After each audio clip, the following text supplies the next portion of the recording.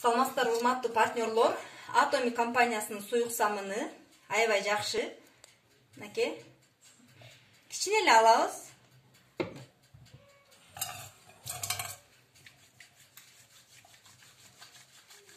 Бул көп деле көөрбөйт.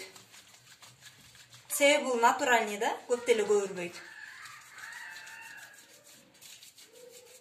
Колду кандай туура жүйүт көрсөтүп берип коеюн. Эми барыңыздар билесиздер, ошондо деле.